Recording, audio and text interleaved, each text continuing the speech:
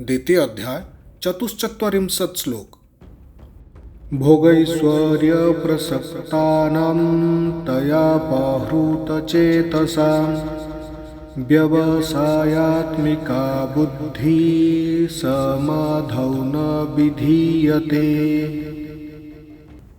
भगवान बोले, ऐसे मनुष्य को सांसारिक सुखों में मन की गहन आसक्ति तथा बुद्धि सांसारिक वस्तुओं में मोहित रहती है, इसलिए वे भगवत प्राप्ति के मार्ग पर अग्रसर होने के लिए दृढ़ संकल्प लेने में असमर्थ होते हैं।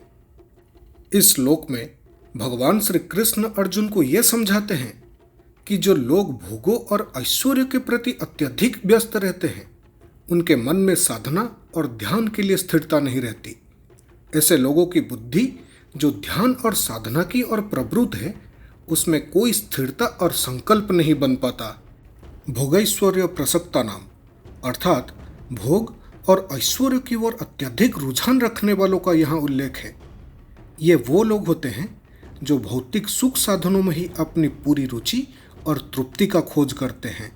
तयापहृत चेतसाम अर्थात ऐसे व्यक्तियों का मन और चित्त इन भोगों के आकर्षण में पूरी तरह से बंधा हुआ होता है। इस कारण से उनकी बुद्धि और चेतना का ध्यान आत्मा और साधना की ओर नहीं जा पाता।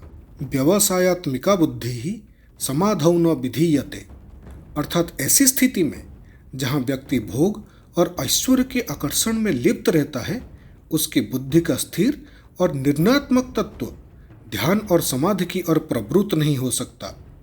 ध्यान और समाधि की अवस्था प्राप्त करने के लिए मन को एकाग्र और स्थिर रहना आवश्यक होता है, जो कि भोग और ऐश्वर्य की ओर ध्यान लगाने वाले व्यक्तियों के लिए संभव नहीं होता। वे मनुष्य जिनका मन इंद्रिय के सुखों के प्रति आसक्त रहता है, वे सांसारिक विषयों और ऐश्वर्य का भोग करने के लिए चिंतित रहते हैं। वे अपने बुद्धि का प्रयोग अपनी आय बढ़ाने, अपनी लौकिक प्रतिष्ठा बढ़ाने और भौतिक सुखों का संवर्धन करने में करते हैं।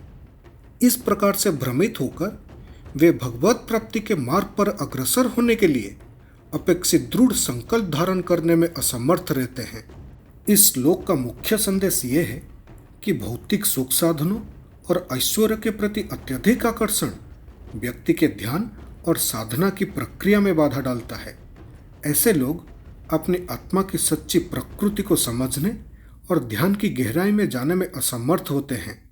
उन्हें अपने मन को भोग और ऐश्वर्य से हटाकर ध्यान और साधना की ओर मोड़ना पड़ेगा।